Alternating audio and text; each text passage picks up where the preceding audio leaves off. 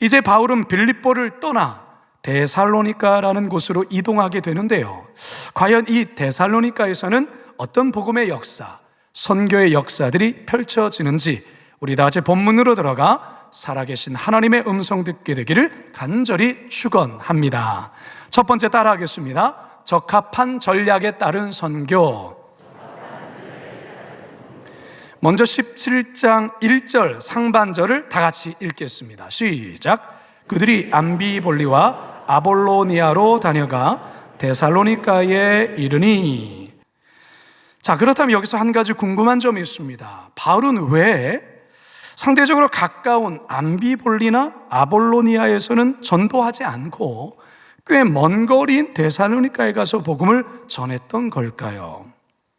사실 암비볼리는 빌립보 지방보다 더 큰 요충지이며 한때 마게도냐 북부 지방의 수도였습니다. 그런데 여기에서는 전도하지 아니하고 그냥 지나칩니다. 아볼로니아도 마찬가지죠. 왜 그랬을까? 1절 하반절과 2절 상반절에서 힌트를 얻을 수 있습니다. 시작. 거기 유대인의 회당이 있는지라 바울이 자기의 관례대로 그들에게로 들어가서. 바울에게는 익숙한 선교 전략이 있었습니다. 그것은 어느 지방이나 새로운 도시에 들어갔을 때 가장 먼저 유대의 회당을 찾아가는 것이었습니다.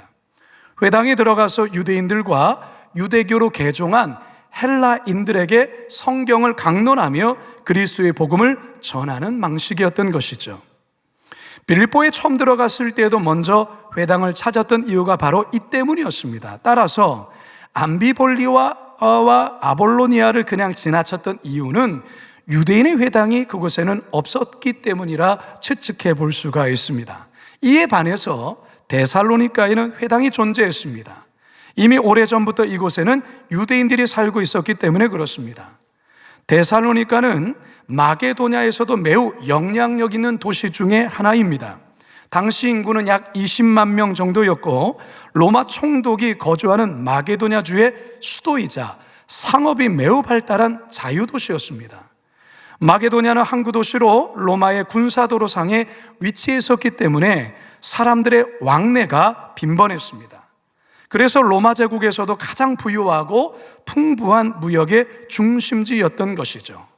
바울은 이러한 입지적인 유리함 때문에 이곳을 거점을 삼아서 인근 일대를 효과적으로 복음을 전하려 했던 것입니다. 여기에 회당까지 있었기에 바울의 선교 전략에 딱 맞았던 것이죠. 결과는 대성공이었습니다. 유대교로 개종한 헬라인 중에 많은 무리들과 사회적으로도 높은 지위에 있는 귀부인들까지 복음을 받아들였습니다. 17장 4절 함께 읽습니다. 시작. 그 중에 어떤 사람 곧 경건한 헬라인의 큰 무리와 적지 않은 귀부인도 권함을 받고 바울과 실라를 따르나. 사랑하는 성도 여러분, 바울이 그랬던 것처럼 오늘날 우리에게도 시대적 상황과 또한 시대적 형편에 맞는 적합한 선교 전략, 목회 전략이 필요합니다. 지금 우리는 포스트 코로나 시대를 살아가고 있습니다. 코로나 팬데믹을 거치면서 세상이 정말 많이 달라졌어요. 성도들의 신앙도 참 많이 달라졌습니다. 코로나 상황에서의 가장 큰 변화 중 하나는 비대면으로 인한 온라인 성도층의 증가입니다.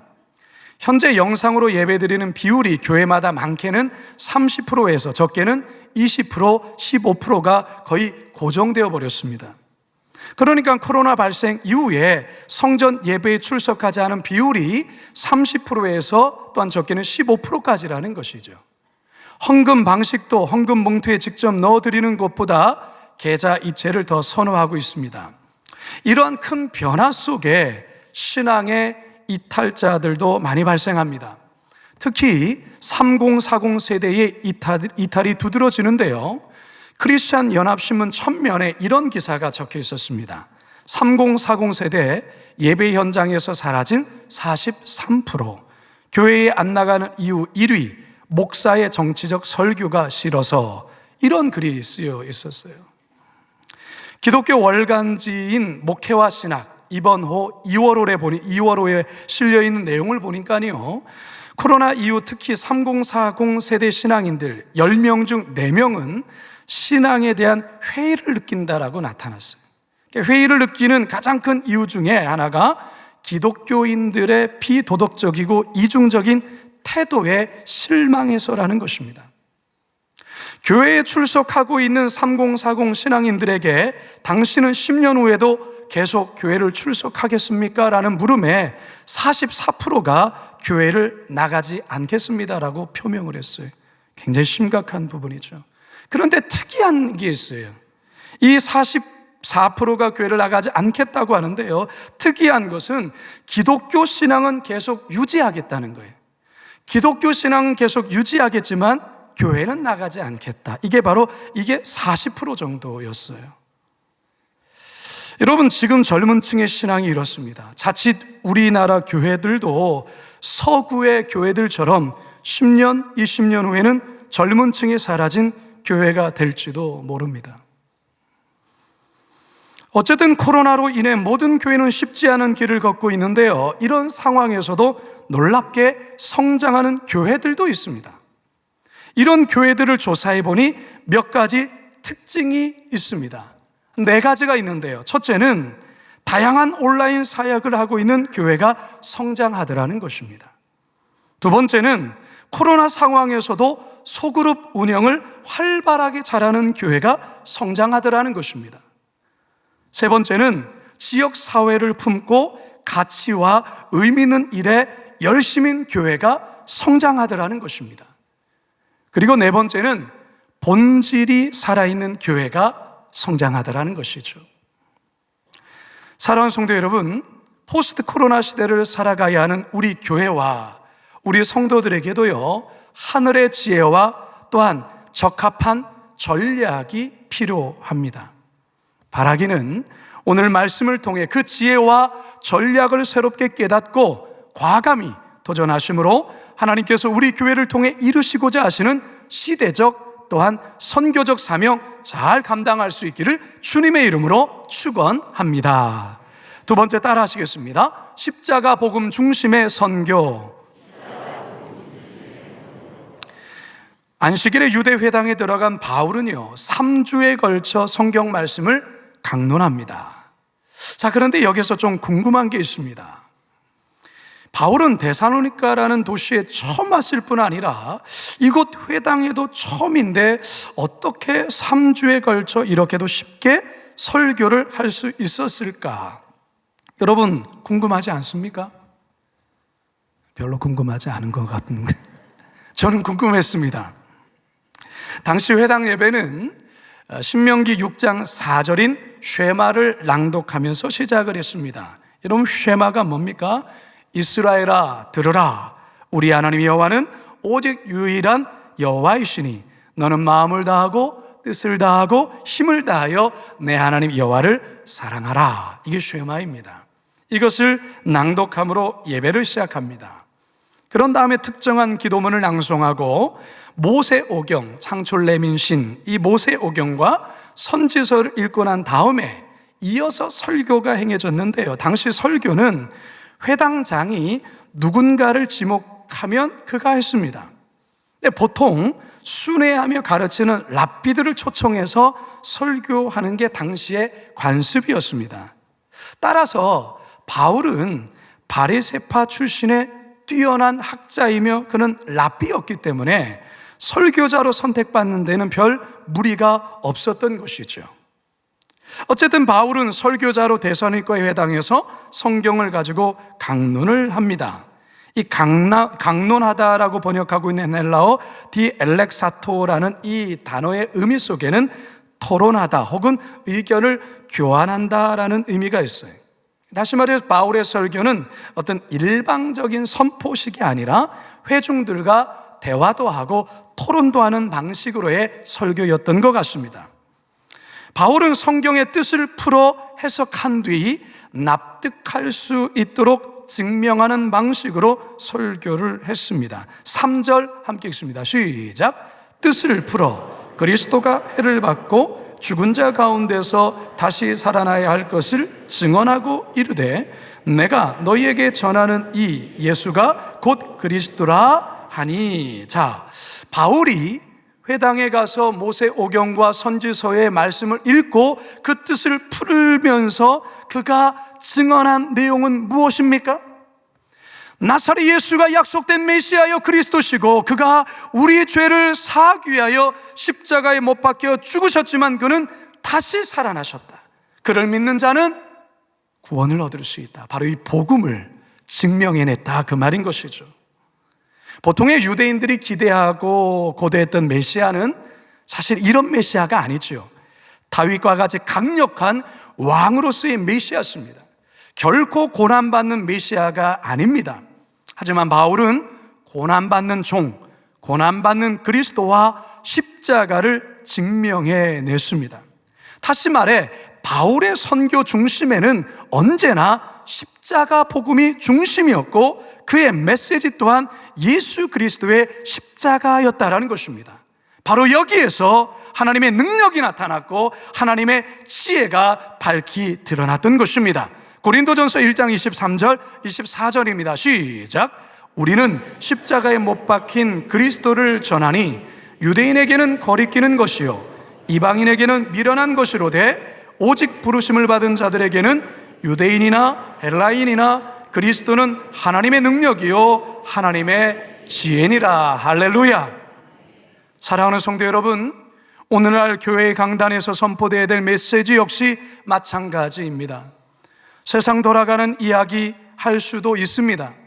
다양한 사회적 이슈도 이야기할 수 있습니다. 하지만 설교자가 그것만 이야기하다 설교가 끝난다면 그것은 하나님께 큰 죄를 범하는 것입니다.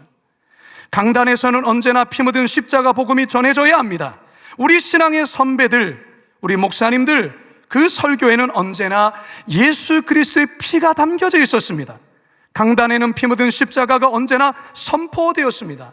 비록 그들은 배움의 끈 짧고 신학적 깊이가 얕아도 조리 있게 말을 잘 못해도 생생한 십자가의 피가 강단에서 흘러나왔기 때문에 거기에서 강력한 치유가 나타났고 회복이 나타났고 하나님의 능력이 나타났던 것입니다. 성도들도 마찬가지예요. 우리 선배되는 우리 어머니 세대에, 우리 할머니 세대의 우리 성도님들, 그들의 입에는 항상 예수 그리스도의 십자가를 자랑하고 찬양하고 증거하였어요. 그들의 기도에는 언제나 예수의 십자가가 담겨져 있었어요. 삶이 힘들고 현실이 무겁게 짓눌러도 십자가 신앙 붙들며 견디며 인내하며 이겨냈어요. 이처럼 우리의 부모님 세대의 신앙 중심에 언제나 십자가의 복음과 부활의 영광으로 가득 찼던 것입니다. 그렇다면 우리는 어떻습니까? 우리의 신앙 중심에 십자가 복음이 생생히 살아있습니까? 우리의 신앙 저 밑바닥에 십자가가 꿈틀거리고 있습니까? 성도 여러분, 아무리 신앙이 뜨겁고 열심일지라도, 아무리 기도하며 열심히 봉사한다 할지라도 십자가 복음이 중심이 아니라면, 십자가 복음으로 하지 않는다면 그것은 하나님과 전혀 상관없는 나만의 열심일 수 있음을 여러분 기억하셔야 됩니다. 따라서 우리의 봉사도, 우리의 섬김도, 심지어 선교도 오직 예수 그리스도의 십자가가 증거되어야 하는 것입니다. 마지막 세 번째 따라합니다. 고난을 헤쳐가는 선교. 3주 연속 안식일마다 계속된 바울의 성경 강해에 유대교로 개종한 헬라인들과 그 도시의 유력한 지도자들의 부인들까지 가히 폭발적인 반응을 보여요. 좀 전에 읽었던 4절을 한 번 더 읽겠습니다. 시작. 그 중에 어떤 사람, 꼭 경건한 헬라인의 큰 무리와 적지 않은 귀부인도 권함을 받고 바울과 실라를 따르나. 자, 그러나 이들의 반응과 달리 유대인들은 전혀 다르게 반응을 합니다. 시기심에 가득한 유대인들, 뒷골목에서 노는 불량배들을 동원해서 그야말로 폭동을 일으킵니다. 5절에서 7절 상반절 시작. 그러나 유대인들은 시기하여 저자의 어떤 불량한 사람들을 데리고 떼를 지어 성을 소동하게 하여 야손의 집에 침입하여 그들을 백성에게 끌어내려고 찾았으나 발견하지 못하매 야손과 몇 형제들을 끌고 읍장들 앞에 가서 소리질러 이르되 천하를 어지럽게 하던 이 사람들이 여기도 이름에 야손이 그들을 맞아 들였도다. 아멘. 야손이라는 낯선 이름이 등장합니다. 아마도 이 야손이라는 인물은 데살로니가에서 제일 먼저 개종한 사람 가운데 하나였던 것 같습니다. 빌립보의 루디아처럼 이 야손 또한 바울과 선교팀을 자신의 집으로 초청해서 친절을 베풀며 집을 제공했던 것입니다. 아마도 이후에 이 야손의 집은 데살로니가 교회가 될 것입니다. 이 사실을 알고 있던 유대인들이 불량배들을 앞세워 야손의 집에 쳐들어가 바울을 찾아내려 했습니다. 하지만 찾지 못하자 야손과 믿음의 형제들을 끌어내어 성관리자들 앞으로 데려갑니다. 이들이 얼마나 악랄하냐면 종교적인 차이를 들어서는 어필할 수가 별로 어필이 안 됐어요. 당시 이 지역은 다양한 종교를 인정했거든요. 그렇기 때문에 종교의 다름으로 인해서는 별로 어필이 안 돼요. 그러니까 이들은 다른 방법을 쓰죠. 정치적인 혐의를 뒤집어 쓰여서 고발을 합니다. 우리 예수님도 사실은 정치적인 고발로 사실은 십자가 언도를 받은 거예요. 로마 황제인 가이사 외에 예수라는 다른 왕을 섬기라고 이들이 선전했다, 이렇게 말하는 거예요. 여러분, 이 내용은요, 국가 반역죄에 해당하는 중대 범죄였습니다. 7절 하반절에서 8절 함께 읽습니다. 시작. 이 사람들이 다 가이사의 명을 거역하여 말하되 다른 임금 곧 예수라 하는 이가 있다 하더이다 하니 무리와 읍장들이 이 말을 듣고 소동하여. 여러분, 데살로니가에서의 선교의 이 시작은 상상 이상의 좋은 결과였죠. 하지만 이 좋은 분위기도 얼마 가지를 못했어요. 또다시 극심한 박해가 찾아온 거죠. 데살로니가에서의 선교 역시 고난을 피해갈 수 없는 선교였습니다. 그런데 여러분, 이 고난이 결과적으로 데살로니가 교회 성도들의 믿음을 더욱 강하게 합니다. 더욱 단단하게 만듭니다. 뿐만 아니라 이들의 믿음의 소문이 주변에 있는 여러 사람들에게 선한 도전과 아주 강력한 자극제가 됩니다. 데살로니가전서 1장 6절에서 7절을 함께 읽어봅니다. 시작. 또 너희는 많은 환난 가운데서 성령의 기쁨으로 말씀을 받아 우리와 주를 본받은 자가 되었으니 그러므로 너희 마게도냐 아가야에 있는 모든 믿는 자의 본이 되었느니라. 할렐루야. 여러분, 복음을 전하는 일에는 고난이 따릅니다. 어려움이 있어요. 반드시 대가 지불이 있습니다. 하지만 그 고난을 피하지 않고 당당히 맞설 때 하나님께서 도와주십니다. 하나님께서 우리의 믿음을 더욱 단련케 하실 뿐만 아니라 우리의 그 믿음이 연약한 자들에게 선한 도전과 자극제로 사용하신다라는 거예요. 따라서 여러분, 고난을 두려워하지 마십시오. 고난을 피하지 마시기 바랍니다. 디모데후서 1장 8절입니다. 시작. 그러므로 너는 내가 우리 주를 증언함과 또는 주를 위하여 갇힌 자 된 나를 부끄러워하지 말고 오직 하나님의 능력을 따라 복음과 함께 고난을 받으라. 오직 하나님의 능력을 따라 복음과 함께 고난을 받으라. 이제 저는 말씀을 마치려 합니다. 사랑하는 성도 여러분, 혹시 오늘 본문의 말씀을 들으시면서 여러분의 지금의 상황이 데살로니가에 있는 바울과 같은 상황에 놓여 있는 분들이 있습니까? 그러면 세 가지를 기억합시다. 첫째, 하나님의 지혜를 구하시기 바랍니다. 헤쳐나갈 수 있는 가장 적합한 전략이 무엇인지 하나님께 간구하시기 바랍니다. 두 번째, 나를 위해 십자가에서 죽으시고 나의 모든 죄를 용서하신 예수님만 바라보시기 바랍니다. 즉, 십자가 복음을 단단히 붙드시기 바랍니다. 셋째, 고난을 피하지 마시고 주님과 함께 당당히 고난의 길을 걸으시기 바랍니다. 우리 하나님께서 그 고난을 통해 우리를 더욱 단련시키시고 하나님의 선한 역사를 이루는데 우리들의 고난을 사용하실 것입니다. 동시에 우리 교회에 주시는 하나님의 세 가지의 말씀이 있습니다. 우리 교회 또한 하나님께서 말씀해 주시는 가장 적합한 전략으로 목회와 선교를 감당해야 될 줄로 믿습니다. 두 번째로, 십자가 복음 중심의 목회, 십자가 복음의 중심의 선교를 감당해야 될 줄로 믿습니다. 셋째, 고난을 두려워하지 않고 당당히 헤쳐나가는 목회, 선교를 감당해야 될 줄로 믿습니다.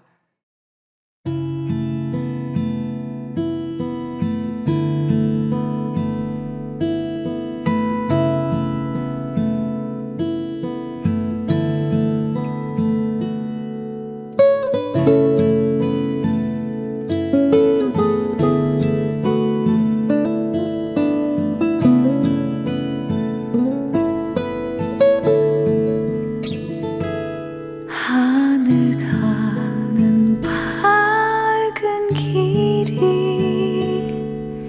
내 앞에 있으니 슬픈 길을 많이 보고 늘 고생하여도 하늘 영광 밝음이 어두운 그늘 해치니 예수 공로 의지하여 항상 빛을 보도다. 내가 걱정하는 일이 세상에 많은 주 속에 근심 밖에 걱정 늘 시험하여도 예수 보배로운 피 모든 것을 이기니 예수 공로 의지하여 항상 이기리로다.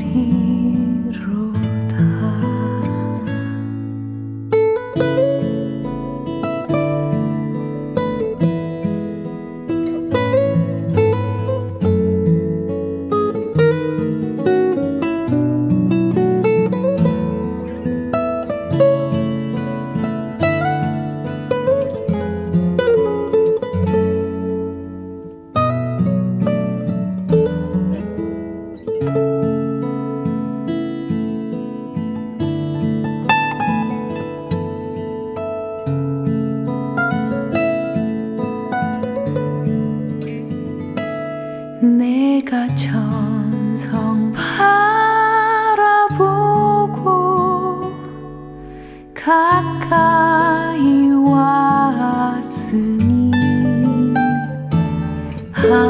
아버지의 영광 집에 가실 맘 있도다.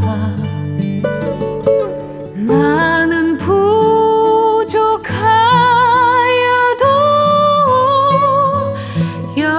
영접하실 터이니 영광 나라 계신 임금 우리 구주 예수라. 우리 구주